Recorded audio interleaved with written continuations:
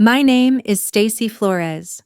I'm 32 years old, a marketing consultant in Grand Rapids, Michigan, living in the apartment I worked years of overtime to buy. My life was steady client meetings, coffee runs, the usual grind until my parents showed up unannounced, suitcases in hand, their faces drawn but oddly composed. "We've lost everything, Stacy," my mom said, her voice low, almost practiced. "Bad investments drained us. We need to stay with you." My dad nodded, gripping a bag, his eyes avoiding mine. I let them in, my heart heavy but my instincts screaming. Why were they so calm if their world had collapsed? They settled into my guest room, but their story didn't add up. No tears. No panic. Just vague excuses about a failed deal. That night I caught them whispering in the kitchen about my sister, about an inheritance they'd secured for her. My stomach churned. Had they handed her everything, savings, property, their future, and now thought they could claim my apartment as their backup plan? I stared at my ceiling, sleep, impossible questions piling up. Why lie to me? Why my sister? I texted a friend who's a lawyer, asking him to dig into their finances. The next morning, my mom made breakfast, acting like this was her home, while my dad flipped through my magazines, too comfortable for someone supposedly broke. Their casual chatter about old family trips felt like a script, a way to dodge my questions. When I asked about their plans, they brushed me off. "We're working on it, honey." But their eyes darted and my suspicion grew. Something was wrong, and it was bigger than a bad investment. What I found out later when I walked into that lawyer's office turned my whole world upside down. The truth about the inheritance wasn't just a betrayal, it was a bombshell. If you were in my shoes, what would you do? Drop a comment below and stick around. The twists in this story will blow your mind. It was a rainy Tuesday evening when my parents first dragged their suitcases across my threshold, the wheels scraping against the hardwood floor. My mom set her bag down with a sigh and hugged me tightly, her perfume familiar, but her grip insistent. "We're so grateful, Stacy. This is just until we get back on our feet." My dad followed, hauling 2 more bags, his face set in that stoic expression he always wore during family gatherings. "Yeah, temporary," he added, but he scanned my living room like he was already planning where to put his things. I showed them to the guest room, my mind racing from the shock of their arrival. They unpacked quickly, hanging clothes in the closet as if they'd booked a long stay. That first night I heard them murmuring late into the evening words like inheritance and "your sister deserves it." But when I approached, they switched to small talk about the weather in Grand Rapids. The next day, I woke to the clatter of pots in my kitchen. My mom was already up brewing coffee and scrambling eggs, humming an old tune from my childhood. "Morning, dear," she said, plating food with a smile that seemed forced. My dad sat at the table, newspaper in hand, commenting on local news like this was his routine. I joined them, trying to act normal, but their ease bothered me. If they'd really lost everything to bad investments, why weren't they frantic calling banks or job hunting? Instead, my mom rearranged my mugs, saying, "This setup works better for us." Us. The word hung in the air. My dad mentioned my sister in passing, noting she was set up nicely now, but clammed up when I asked for details. Their answers were evasive, always steering back to how kind I was for helping. By afternoon, the red flags piled up.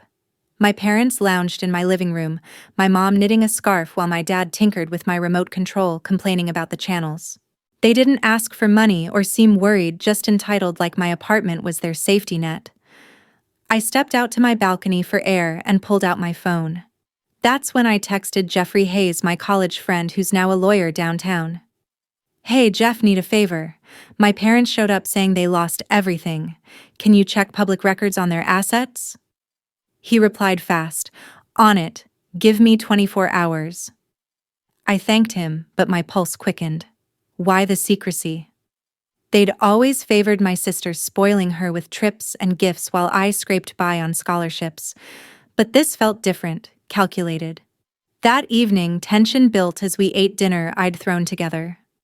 My mom praised my cooking, but slipped in comments about how spacious my place was, hinting at room for family. My dad nodded along, avoiding my eyes when I pressed about their so-called investments. Details aren't important right now, he said gruffly. I bit my tongue, watching them exchange glances. Later, alone in my room, I couldn't shake the unease. Their story had holes, no specifics on what went wrong, no plans to fix it. I paced, replaying their whispers from the night before. Inheritance. What did that mean? My parents had a modest estate savings, their house in the suburbs, but if they'd given it all to my sister, why hide it and come to me? The following morning, my suspicions deepened.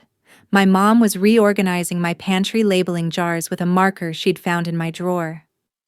Makes things efficient, she explained casually.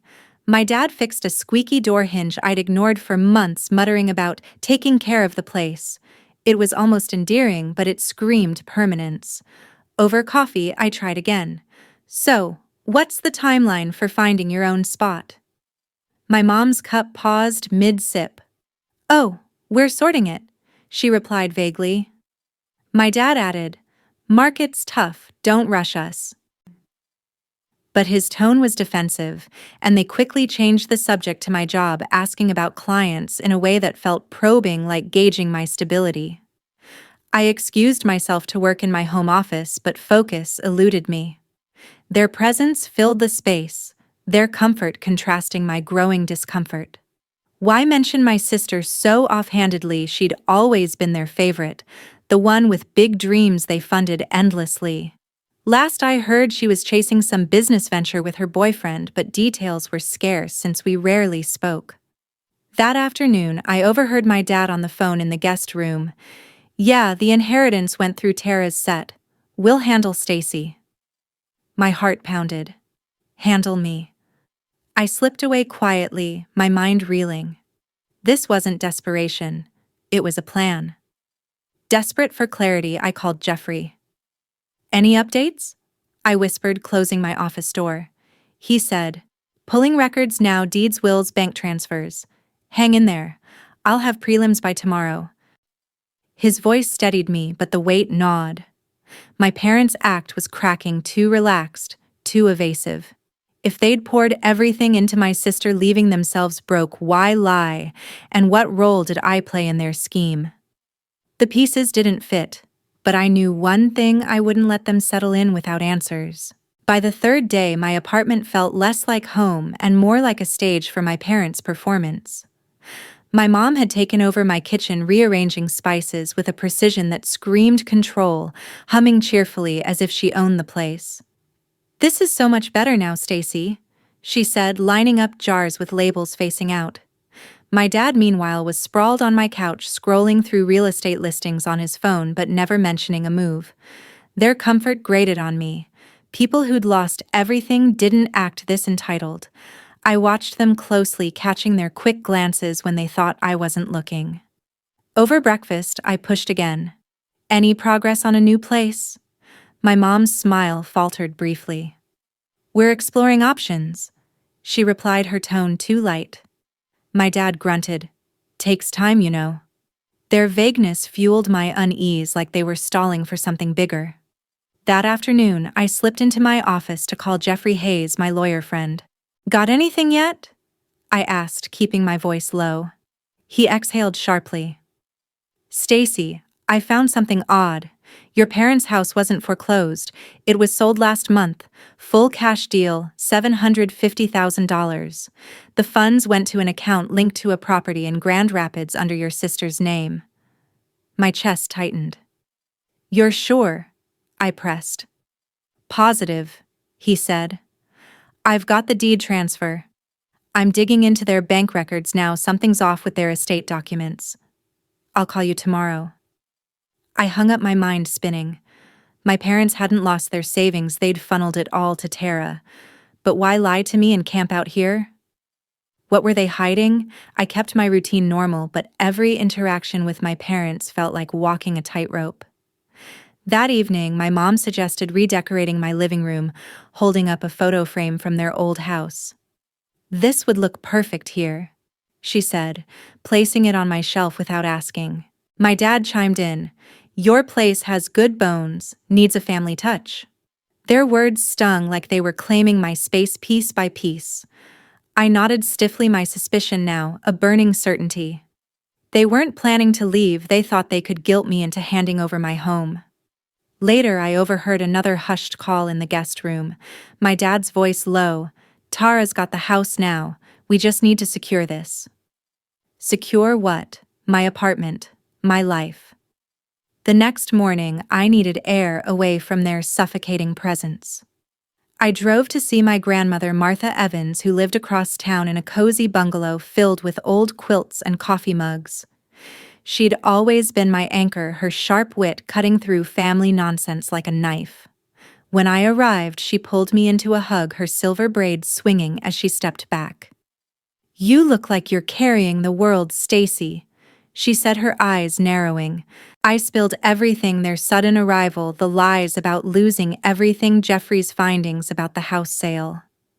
Martha's face hardened, her hands gripping her mug. "They didn't lose a dime," she said flatly. "They rewrote their will 6 months ago, left everything, house savings, all of it to Tara. Said it was for her big startup dream with that boyfriend of hers." I leaned forward, my pulse racing. "Everything? They told me it was bad investments." Martha snorted, setting her mug down.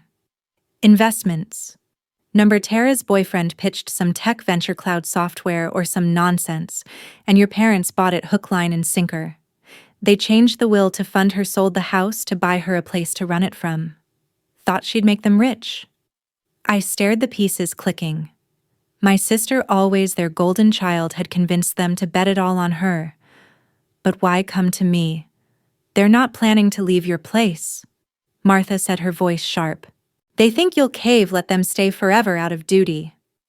My stomach twisted, a mix of anger and betrayal surging through me. I'd spent years building my life, long hours, student loans, clawing my way up in marketing while Tara got handouts for every whim. Now they'd given her everything and expected me to pick up the pieces. "There's more," Martha added, her tone grim. "I heard from an old friend at their lawyer's office. That will, it's got whole signatures that don't look right. You need to talk to Jeffrey, push him to check it." I nodded, my resolve hardening. If my parents thought they could play me, they were wrong. Back home, I found my mom rearranging my bookshelves, muttering about making space. My dad was outside inspecting my balcony like it was his. Their audacity burned, but I kept my cool, knowing I needed proof before confronting them. I texted Jeffrey, "Check their will. Martha says it's shaky, call me ASAP." His reply came quick, "Already on it. Got a lead on the estate lawyer. Stay sharp."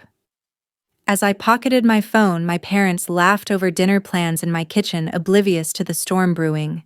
They'd underestimated me, but I was done being their fallback. The truth about that inheritance was close. I could feel it, and it would change everything. That night, I barely slept. Martha's words echoed in my head, mixing with Jeffrey's promise of more details on the will. By morning, my phone buzzed with his email-scanned documents showing the revised will signatures that looked rushed, and bank transfers confirming the $750,000 funneled to Tara's account for her new house. "This will could be contested," Jeffrey noted. "Call if you need backup." I printed the key pages, my hands steady despite the rage building inside. My parents were still asleep in the guest room, their bags half unpacked like they'd never leave. I waited in the kitchen, coffee in hand, rehearsing my words. No more games. When they emerged, my mom shuffled in first, starting the coffee maker as usual. My dad followed, yawning and reaching for the newspaper. I stood in the doorway, papers clutched tightly. "We need to talk," I said, my voice firm and even. My mom turned, her eyes widening slightly. "What's this about, honey?" she asked, her tone sweet but guarded. My dad set down the paper, his brow furrowing. "Make it quick, I'm hungry." I didn't sit. I laid the documents on the table. "I know about the will. You changed it to give everything to Tara Savings House sale proceeds, all $750,000 for her startup and that new place in Grand Rapids. You didn't lose anything. You gave it away and thought you could move in here permanently. My mom's face drained of color, her hand flying to her mouth. My dad leaned forward, his jaw clenching. Where did you get that? He demanded. I held his gaze.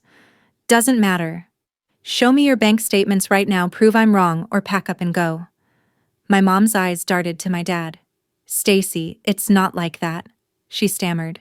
We were going to explain. My dad stood abruptly, his chair scraping back. Explain you're spying on us after all we've done for you. I stepped closer, my voice rising. You lied to my face. Said bad investments wiped you out. But you chose Tara over everything, then showed up here expecting me to fix your mess. Why? My mom reached out her hand, trembling. Tara needed it more. She's building something big with her boyfriend. We thought you'd understand. Understand? The betrayal hit like a wave, their favoritism laid bare. Understand handing her a fortune while I get nothing but your baggage. I shot back. My dad's face reddened, his voice booming. You ungrateful girl, we raised you, gave you a good life, and this is how you repay us, digging into our private affairs. He slammed his fist on the table, the documents jumping. I didn't flinch. Private. You're living in my home acting like owners. Show the statements or leave. My mom started crying, sinking into a chair. Please, Stacy, we're family. Don't do this. But her tears felt manipulative, a tactic to soften me. My dad paced, pointing at me. You think you can throw us out? You'll regret this. Everyone will know what a heartless daughter you are. His threat hung heavy, but it only fueled my anger. Heartless. You rewrote the will behind my back, left me out completely. Get out now. My mom sobbed louder, clutching my dad's arm. George, stop. She doesn't mean it. My dad. George shook her off, his eyes blazing. She means it, Anne. Fine, let her live alone, see how that feels. The argument escalated, their voices overlapping in a chaotic storm. My mom begged. We have nowhere else, think of us. My dad yelled. You're selfish, always were, never like Tara. I countered every accusation, my resolve unbreakable. Selfish? I built this life without your handouts. You chose her, now face the consequences. They refused to budge, my dad crossing his arms defiantly. We're not leaving. This is family business. My mom nodded through tears. Please, let's talk it out. I checked the clock. Enough. You have 30 minutes to pack and go, or I'm calling the police. My mom's sobs turned frantic. You wouldn't. We're your parents. My dad snorted. Bluffing? You're too weak for that. I wasn't. As minutes ticked by, they stayed put. My mom on the couch pleading. My dad pacing, muttering threats like, you'll pay for this, mark my words. I stood firm, phone in hand. At the 20-minute mark, my dad advanced, his face inches from mine. Think hard, Stacy. Ruin us and you ruin yourself. His words dripped with menace, but I held my ground. 10 minutes left. They didn't move. My mom whispered, family sticks together. But her eyes showed calculation. My dad cursed under his breath, calling me everything from disloyal to cruel. When the 30 minutes ended, I dialed 911. I need officers at my address, I said calmly. My parents are refusing to leave my apartment after I asked them to. The dispatcher confirmed help was coming. My parents froze. My mom's cries turning hysterical. You're really doing this, she wailed. My dad exploded. Damn you, Stacy, you're dead to us. The police arrived fast, 2 officers knocking firmly. I opened the door, explaining everything, their lies, the will, my ownership papers. The lead officer, a stern woman with a notepad, reviewed my lease. This your property? She asked. I nodded. Yes, they claimed they lost everything, but it's a lie. I've asked them to leave. My mom interrupted, tears streaming. She's kicking us out, we're homeless. My dad pointed at me. She's the liar. This is our home too. The officer raised a hand. Show me proof of residency. They had none. No deed, no agreement. The younger officer turned to me. If you want them gone, we'll handle it. My dad lunged forward verbally. You can't. She's our blood, she'll regret this forever. The lead officer stepped in. Sir, calm down or you're escalating this. My mom pulled him back. George, please. Yeah. But his glare burned into me. The officers gave them 10 minutes to pack. My parents moved slowly, my mom stuffing clothes haphazardly, whispering about betrayal. My dad slamming items, his defiance clear. I watched from the doorway, arms crossed, the weight of it all pressing, but my decision solid. When they finally hauled their bags out, my dad turned one last time. You're no daughter anymore. The words stung, but I met his eyes. You made that choice when you cut me out. My mom reached out. Stacy. I stepped back. Goodbye. The officers escorted them down the hall, their figures fading. I closed the door, the silence overwhelming but liberating. The door clicked shut behind the officers and my parents, the echo lingering in the empty hallway. I leaned against it for a moment, my breath steady, but my mind a whirlwind.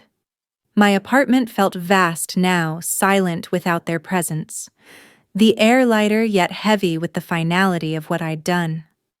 I walked through the rooms, straightening the couch cushions they'd rumpled, wiping down the kitchen counter where my mom's coffee mug still sat half full. No regret surged through me, just a quiet resolve that I'd protected what was mine. That afternoon, I blocked their numbers, filtered their emails to spam, and changed my locks for good measure. Word would spread in Grand Rapids, but I was ready. Family ties didn't mean endless tolerance. A few days passed in a blur of work calls and solo evenings, the peace I'd craved finally settling in. My phone stayed quiet, no desperate voicemails, no surprise knocks. Then Martha called, her voice carrying that familiar mix of concern and no-nonsense grit. How are you holding up, Stacy? She asked. I told her about the confrontation, the police, the threats from George. She sighed. Good for you. They showed up at Tara's new house 2 days ago, thought she'd welcome them with open arms. I paused, curiosity edging in. And Martha chuckled dryly. Lasted 3 days. Tara kicked them out. Said they were cramping her style, nagging about the startup clashing with her boyfriend's ideas. George lost his temper over dinner. Anne wouldn't stop criticizing. They argued nonstop until Tara had enough. I wasn't surprised. Tara had always prioritized her dreams over family harmony, but Martha had more. That house they bought her gone already. Tara mortgaged it heavy for some stock play. Her boyfriend pushed high-risk tech investments. Market tanked last week. They lost it all. The bank's foreclosing and her so-called startup, just vaporware, an app that never launched, burned through the cash in months. My heart didn't ache for them. It just confirmed their recklessness. Tara's boyfriend had vanished, too packed up and left with whatever scraps remained, leaving her drowning in debt.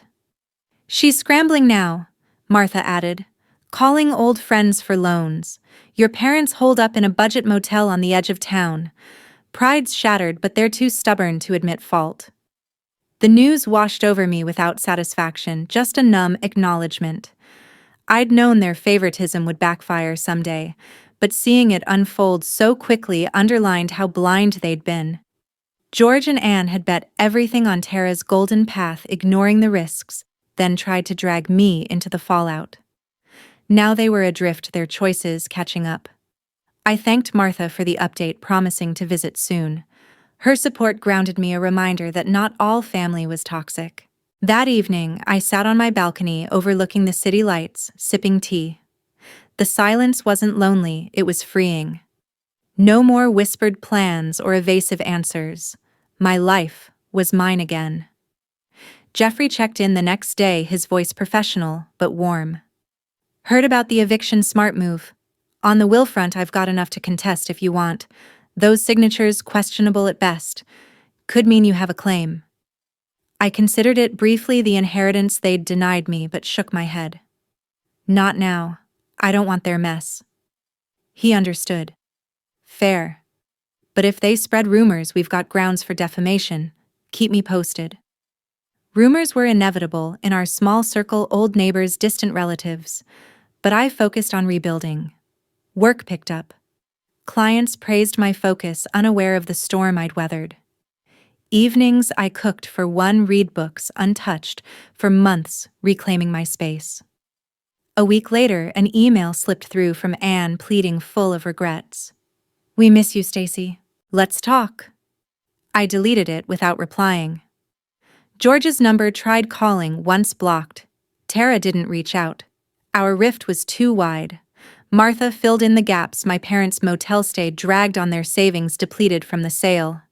They'd applied for odd jobs, George at a warehouse, Anne at a diner, but pride made them quit after days. Tara, meanwhile, crashed with a friend, her startup dreams in ruins, boyfriend long gone. The foreclosure notice hit public records. Jeffrey sent it over as a heads up. Their empire of favoritism had crumbled, but I felt no glee, just closure. My days normalized, morning runs along the river, late-night strategy sessions for work. The ache from their betrayal lingered in quiet moments, but it faded with each step forward. I'd drawn the line, and it held. No more intrusions, no more lies. Grand Rapids felt smaller yet bigger. My world expanded without their weight. Weeks after the police escorted Anne and George out, my life in Grand Rapids settled into a new rhythm. Morning jogs by the river, late-night client pitches, my apartment truly mine again. The silence was no longer heavy, just calm, a space I'd fought to reclaim. But peace never lasts when family grudges fester. A call from an old coworker, Lisa, shattered the quiet one evening. Stacy, people are talking, she said cautiously. Your parents are telling everyone you kicked them out cold, left them homeless, heartless. Neighbors, church friends, even my aunt heard it. My stomach churned, not from guilt but from the audacity. They'd lied to my face, taken over my home, and now painted me as the villain to save their pride. I paced my living room, the sting of their betrayal flaring anew. Grand Rapids wasn't huge, gossip spread fast, and my reputation as a reliable consultant was all I had in this town. I'd worked years for respect, not to be slandered by the people who'd cut me out of their will. I called Martha, my grandmother, to see if she'd heard anything. Her voice was sharp with disgust.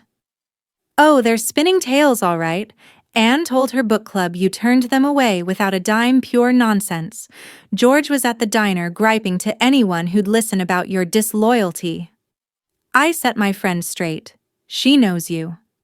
Martha's support steadied me, but the damage was real. Clients might hesitate. Neighbors might stare. I wouldn't let their lies stick. I dialed Jeffrey Hayes, my lawyer friend, the next morning.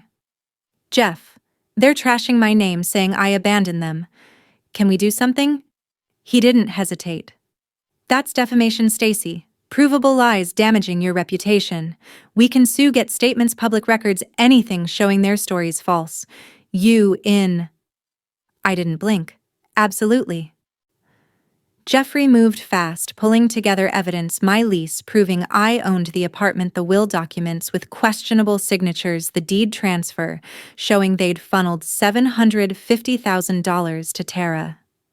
Martha agreed to give a written statement detailing how Anne and George sold their house for Tara's failed startup, then tried to guilt me into housing them.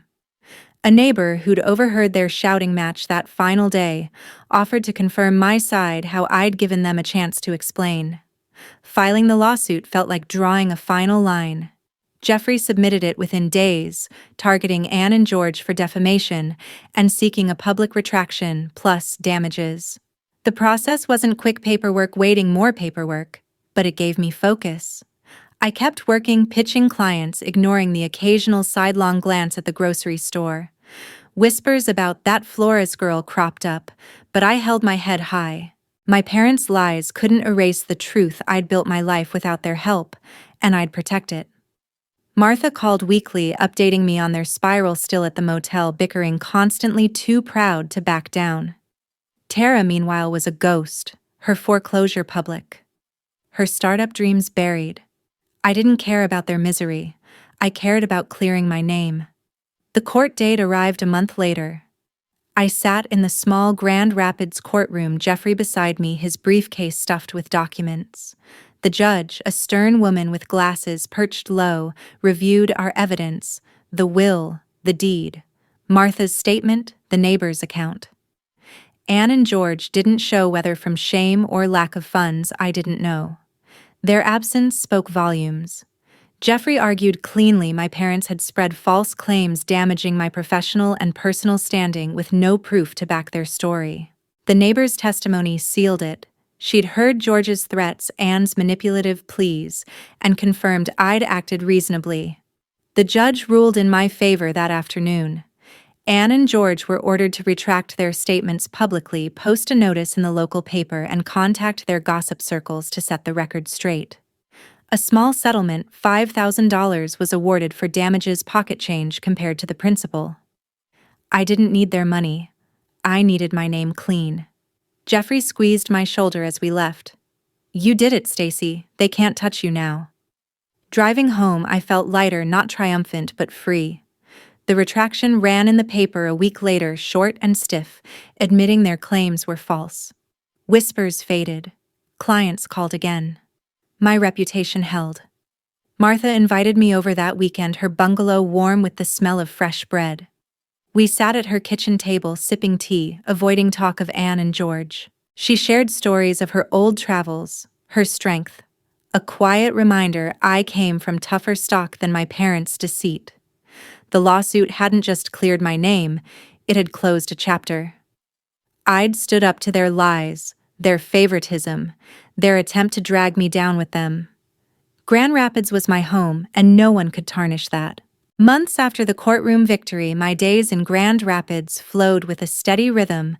Client meetings wrapped early weekends spent hiking nearby trails, my apartment, a sanctuary of quiet choices. The lawsuit's echo faded, leaving behind a cleared name and a sense of finality. Anne and George stayed silent. No apologies, no attempts to reconcile. Tara vanished from the picture too, her debts and disappearances her own to handle. I didn't seek them out. The cut was clean and complete. No family gatherings, no awkward calls. I'd chosen peace over forced bonds, and it suited me. Looking back, this ordeal reshaped how I saw family. I'd always believed love meant endless sacrifice, giving until it hurt, especially for parents. But Anne and George's betrayal taught me otherwise. They rewrote the will to favor Tara, poured $750,000 into her shaky dreams, then lied to invade my space. Their favoritism wasn't love. It was control, expecting me to absorb their mistakes without question. I learned boundaries aren't selfish, they're essential. Without them, family can become a trap, draining your stability while offering nothing in return. Standing up meant confronting the lies, calling the police, even suing for defamation. It hurt, but it freed me. The value in all this goes beyond my story. It shows that independence builds strength. Years of hustling and marketing gave me the tools to fight back, from spotting red flags to enlisting help like Jeffrey's. Justice isn't always easy, but it's available if you push for it. My win in court proved that: clearing slander, forcing retractions. For anyone listening, here's the warning: don't let family guilt erode your boundaries. If parents prioritize one child, leaving you scraps, or show up demanding your home after their bad bets, question it. Protect your space, your peace, your life. Favoritism breeds resentment. Unchecked lies destroy trust. I've seen it firsthand. Anne and George lost everything chasing Tara's illusions, ending up broke and alone. Don't wait for the crash. Draw lines early. Martha remained my rock through it all.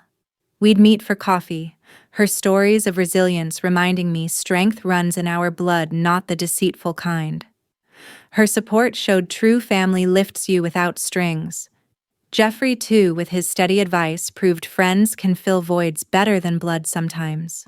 Cutting ties left scars, a quiet ache on holidays, a fleeting wonder about their fate.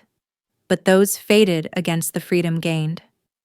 I breathed easier, lived fuller without the weight of their expectations. If there's one takeaway, it's this: family isn't a license to exploit. Love requires respect, and when it's absent, walking away preserves you. I've rebuilt stronger, more aware, ready for whatever comes. To everyone who's followed this journey, thank you for listening. It means more than you know. If my story resonated, hit that subscribe button, drop a like, and share your thoughts in the comments. What would you do if your parents handed everything to your sibling and then demanded your home? Let me know below your stories. Keep the conversation going.